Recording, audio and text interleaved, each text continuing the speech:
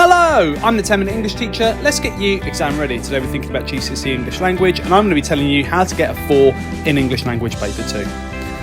Don't forget to like and subscribe. There are plenty of things on the channel for both English Language and English Literature to help you get exam ready. Okay, English Language, GCSE AQA Paper 2. Let's think about how we are going to get a 4. Got some tips for you today, and the first one is timing is everything. Make sure you get your timings right for each of the 5 questions on the paper. So you have 2 sections, the reading section and the writing section. The reading section on the left takes you 1 hour, and then you have 45 minutes for the writing section. So let's think about that reading section and how you're going to spend your time. There are 4 questions, and you need to dedicate your time effectively, spending about 15 minutes on question 1. Reading the 2 extracts really carefully and then attempting the first question. And then question 2 should take you about 12 minutes. It's worth 8 marks. You spend a little bit longer on question 3. It's worth 12 marks. And then question 4 is worth 16 marks. And you should be spending around 20 minutes on that question. So now let's think about what we need to do for each question. The first one is really simple. After you've read the 2 extracts, there are 4 boxes. Well, there are 8 boxes and you choose 4 of them. Read the question carefully. Most students get most of the marks for this question, so you're expecting to get 3 or 4. But do make sure that you've spent enough time reading those extracts really carefully.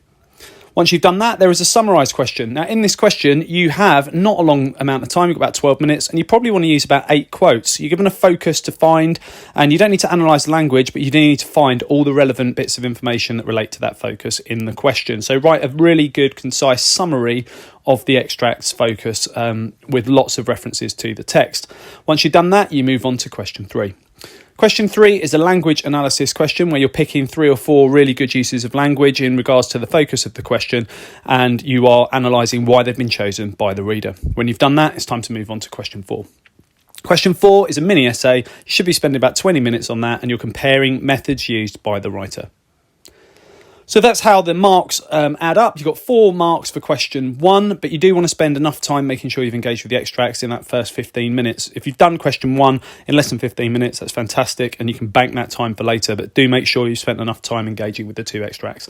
The second question is worth 8 marks, then 12 marks, then 16 marks for question 4. It's very easy to mismanage your time and not spend enough time on question 4, and it's worth a lot of marks, so you need to make sure that you give it a lot of focus. Okay, next tip. And it's get key terms right. So I'm going to walk you through some now. So a noun is a thing like rock. We've got adjectives. They are describers of nouns. If a road was rocky, rocky would be the adjective.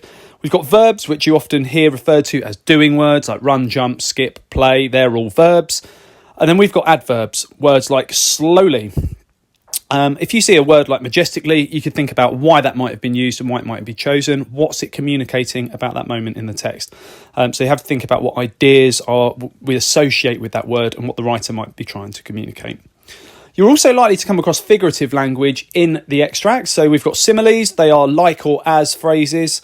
So as strong as Hercules himself is an example of a simile. We've got metaphors, which are like similes, but instead of comparing, we are directly saying something is something else.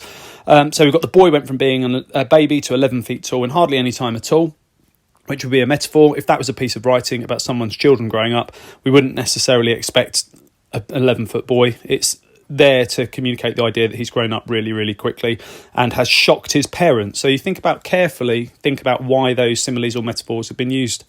And you can also talk about images. They're the things that we have to imagine in a text. So there's an example. In the corner of the cellar was a box barely visible in the shadows. So you could think about what the image of shadows communicates and what kind of tone or ideas the writer might be trying to share with us. Okay, next tip, and that is to use a highlighter. You've got 2 extracts to read. And you know that there are going to be similes and metaphors that you're going to need to call upon and analyse. So as you're reading the extracts really carefully, use your highlighter to underline those things that you're going to refer to later. It will save you time.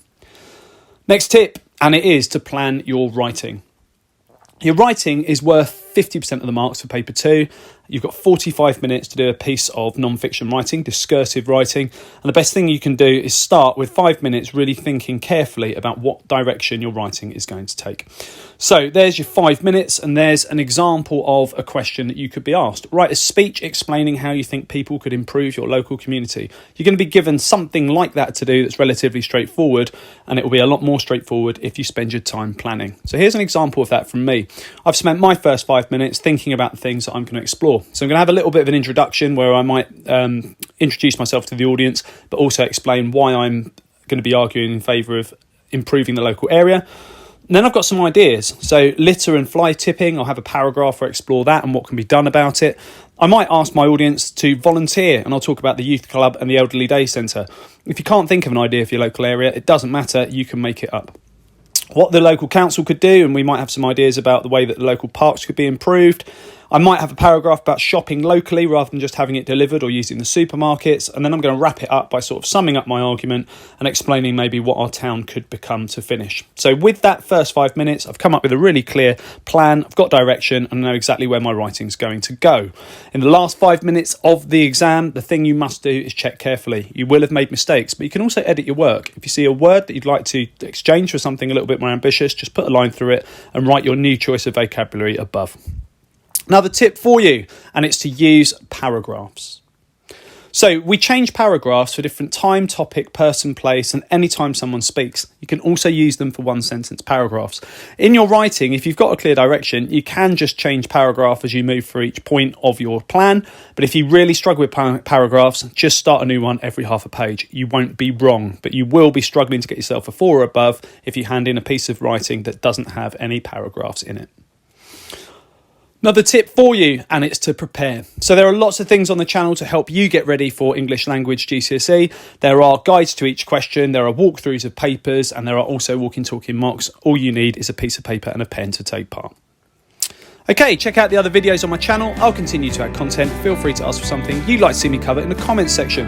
Don't forget to like and subscribe and share, and keep revising.